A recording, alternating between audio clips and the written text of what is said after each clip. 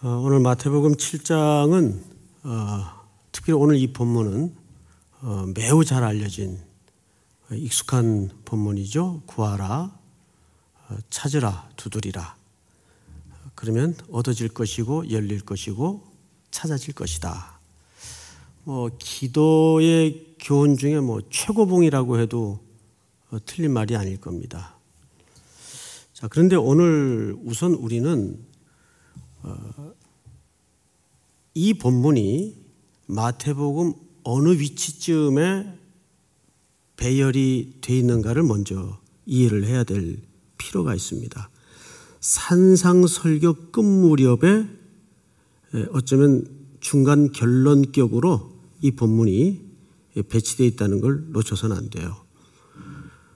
그러면 산상설교라는 것은 사실 그 내용을 들여다보면 크게 두 가지입니다.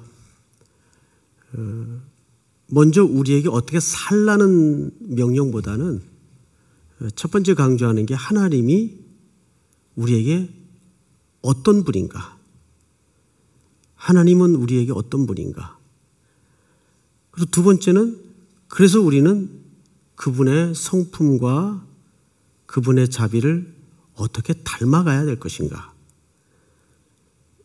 이 큰 두 줄기가 5장서부터 쭉 흘러와요. 그리고 이제 결론으로 오늘 기도에 관한 교훈을 얘기하다가 12절에 보니까 그러므로라는 말은 그 다음에 서론이라는 얘기입니까? 결론이라는 얘기입니까? 이 결론이라는 얘기죠. 그러므로 무엇이든지 남에게 대접을 받고자 하는 대로 너희도 남을 대접하라. 이것이 율법이요 선지자니라 이렇게 돼 있어요. 그렇다면 이게 앞에 구하라, 두드리라, 찾으라 라는 내용과 뭐가 좀 아구가 안 맞는 듯한 느낌을 우리가 상식선에서 읽어도 가질 수밖에 없어요. 예를 들면 이런 거죠. 너희 중에 누가 아들이 떡을 달라 하는데 돌을 주며 생선을 달라 하는데 뱀을 줄 사람이 있겠느냐? 너희가 악한 자라도 좋은 것으로 자식에게 줄 줄 알거든 하물며 하늘에 계신 너희 아버지께서 구하는 자에게 좋은 것으로 주시지 않겠느냐? 그러므로 무엇이든지 남에게 대접을 받고자 하는 대로 너희도 남을 대접하라. 이것이 율법이요 선지자니라 이렇게 되어 있어요. 근데 이 12절만 우리가 새 번역을 한번 좀 볼까요? 조금 더 이해가 쉽도록 쓰여져 있습니다. 같이 한번 읽어보십시다. 시작. 그러므로 너희는 무엇이든지 남에게 대접을 받고자 하는 대로 너희도 남을 대접하여라. 이것이 율법과 예언서의 본뜻이라. 이것이 율법과 예언서에 뭐라고 되어 있죠? 본뜻이다. 그러니까 이런 거예요. 5장서부터 6장에 거쳐서 7장까지 오는 최종적 결론이 이 얘기를 하고자 하는 겁니다. 그러므로 너희는 무엇이든지 남에게 대접을 받고자 하는 대로 너희도 남을 대접하여라. 이것이 율법과 예언서의 뭐라고요? 본뜻이래요. 그럼 이게 오늘 산상설교 끝 무렵에 가장 중요하게 강조하고자 하는 본뜻이란 얘기입니다. 그럼 앞에 구하라, 찾으라, 두들기라, 또 아들 얘기가 나오고 생선 얘기가 나오고 돌 얘기가 나오고 떡 얘기가 나와요. 뱀 얘기가 등장을 하고. 그럼 그것은 결국 방금 이 본뜻을 드러내기 위한 하나의 뭡니까? 설명입니다. 우리가 이번 기간에 이렇게 기도하라는 주제를 새벽마다 듣는 가운데 제가 며칠 전에 지난주군요. 요나서에 대해서 설명을 드린 적이 있어요. 요나서는 어쩌면 우리가 거꾸로 읽어야 되는 책이라고 말씀을 드렸어요. 요나는 아수르가 너무 싫어서 니느웨의 성의 수도죠. 복음 전하기를 원치 않았어요. 그런데 그 요나의 행동과 태도를 통해서 하나님은 역설적으로 사실은 이스라엘의 불순종과 패역함을 고발하는 내용이거든요. 니느웨 성 사람들은 그냥 그렇게 대충 복음을 선포했는데도 짐승까지 금식을 하고 회개하고 돌아왔단 말이에요. 그런데 요나를 대표해서 이스라엘 백성들은 본 백성들이면서도 말을 듣지 않았죠. 그렇듯이 우리가 이 본문도 사실은 거꾸로 읽어야 됩니다. 기도가 주된 메인 메시지가 아니에요, 사실은.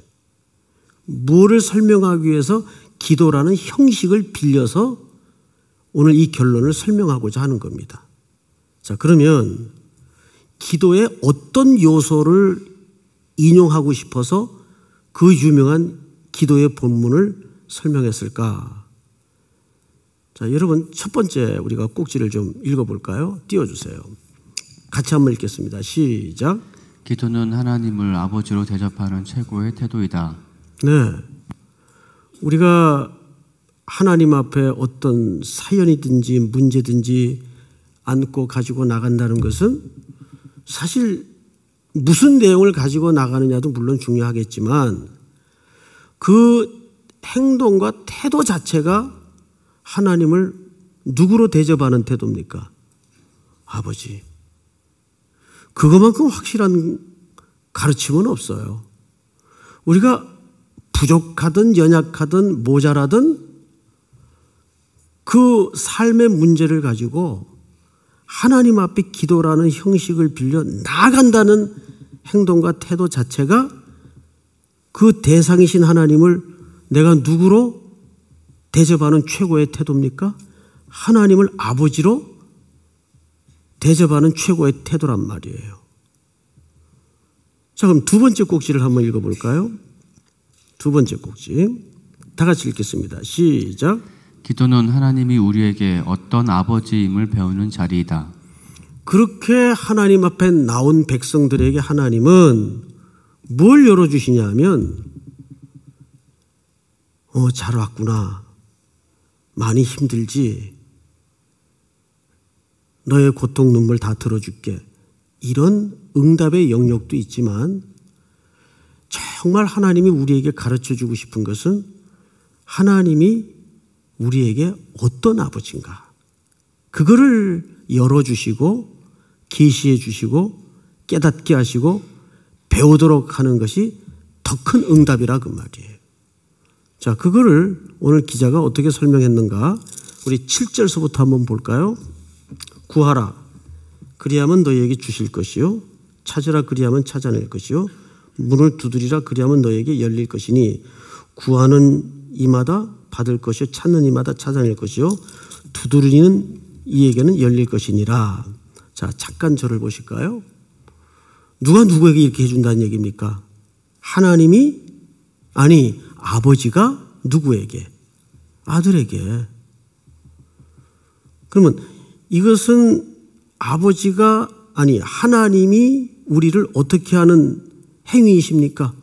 우리를 아들로 대접하는 행위거든요. 맞죠? 예, 그걸 이제 강화시켜서 이렇게 설명을 합니다. 너희 중에 누가 아들이, 여기 백성이라고 하지도 않았어요. 누가? 자녀. 아들이 떡을 달라 하는데 돌을 주며 생선을 달라 하는데 뱀을 줄 사람이 있겠느냐. 하물며 악한 자라도 자식에게는 이럴진데 하늘 아버지께서 아들인 우리에게 더하지 않겠느냐. 그 얘기를 하는 겁니다. 여기서 사실은 강조하고 싶은 것이 기도하면 받는다가 초점이 아니고 오히려 더 깊은 메시지가 설명되는 거죠. 하나님은 우리를 아버지로서 우리를 뭘로 대접하신다는 얘기예요? 아들로 대접하신다는 얘기예요.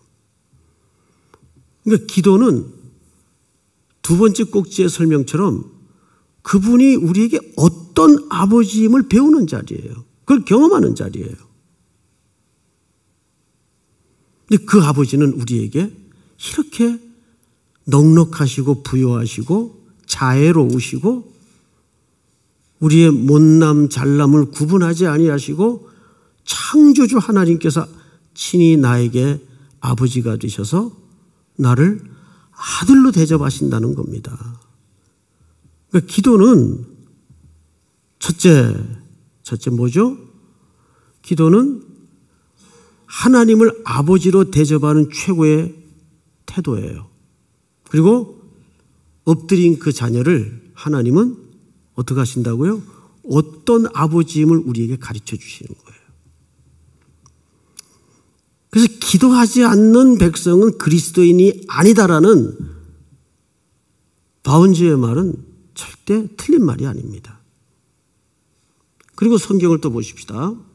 11절 너희가 악한 자라도 좋은 것으로 자식에게 줄 줄 알거든 하물며 하늘에 계신 너희 하나님이십니까? 아버지십니까? 여기도 아버지예요. 아버지께서 구하는 자에게 좋은 것으로 주시지 않겠느냐. 여러분 지금 이 설명이 어느 설교의 연장선상에서 풀어지고 있는 거죠? 산상설교예요. 그럼 산상설교는 5장서부터 시작이 쭉 되는데 전부 무슨 얘기냐면 네가 긍휼히 여기면 나도 긍휼히 여겨주고 네가 죄를 용서하면 나도 죄를 용서해주고 네가 자비를 베풀면 나도 자비롭게 너를 대접해주고 그리고 그 설명 끝에 이 기도의 이야기는 기도란 무엇인가를 설명하기 위해서가 아니라 기도라는 포맷과 형식을 통해서 누구를 사실 설명하고 싶은 거죠? 아버지의 속성을 설명하고 싶은 거예요. 자, 그래서 세 번째 꼭지를 좀 한번 볼까요? 이렇게 되어 있습니다. 다 같이 시작. 하나님이 우리를 대하듯 기도는 이웃을 사랑하는 자리로 나아가는 결단이다. 그러므로 자 12절을 보세요. 그러므로 무엇이든지 남에게 대접을 받고자 하는 대로 너희도 남을 대접하라. 이것이 율법이요 예언서의 본뜻이니라. 그러니까 우리에게 기도하면 얻는다가 초점이에요. 이런 기도라는 긍휼이라는 죄 또는 용서라는 덕목을 통해서 하나님이 우리를 어떻게 대접하셨는가를 우리가 쭉 산상설교를 통해 예수님에게 설교를 듣지 않습니까? 그러므로 남에게 대접을 받고자 하는 대로 너희도 남을 대접하라. 그러면 선지자와 율법의 대강령이 뭡니까? 하나님을 사랑하고 두 번째는 이웃을 네 몸과 같이 사랑하는데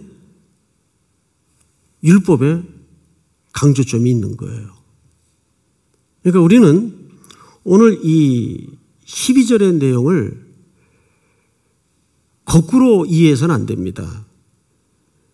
그러니까 오늘 이 전체 내용은 사실상 기도를 형식으로 빌렸지만 그 기도 속에 담아진 하나님의 성품 그리고 그분이 우리를 어떻게 대우하셨는가를 설명하면서 그것처럼 그러므로 남에게 대접을 받고자 하는 대로 너희도 죄 용서함 받았지 않느냐, 긍휼함을 입었지 않느냐. 당연히 그런 하나님의 백성이 되었다면 아버지가 너희를 그렇게 대접하듯 너희도 이웃을 그렇게 대접해야 되지 않겠느냐. 이 설명을 하는 겁니다.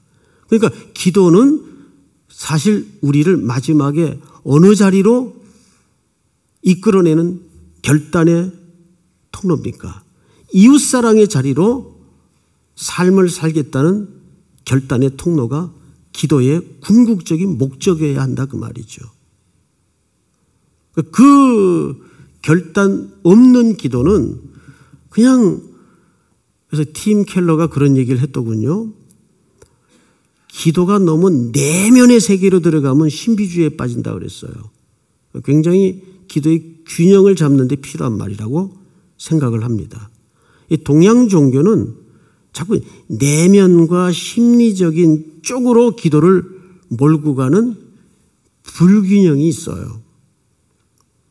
기도는 오히려 지금 주님의 가르침처럼 그 기도를 통해서 아버지가 누군가를 배우고 아버지로 대접하는 최고의 대접의 적극적인 태도이면서 동시에 그 기도는 마지막 진짜 결론이 이웃사랑으로 나아가는 결단의 행위여야 한다. 믿습니까?